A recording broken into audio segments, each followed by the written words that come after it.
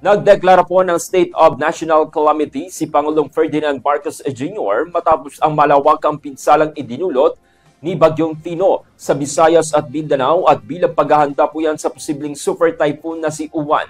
Ayon kay Pangulong Bongbong Marcos, inaprobahan niya ang recommendation ng NDRRMC dahil tinatayang aabot sa 10 hanggang 12 rehiyon ang maaapektuhan. Umabot na po sa 114 ang naiulat na nasawi, habang libu-libong pamilya naman ang nawalan ng tirahan dahil sa pagbaha at pagguho ng lupa.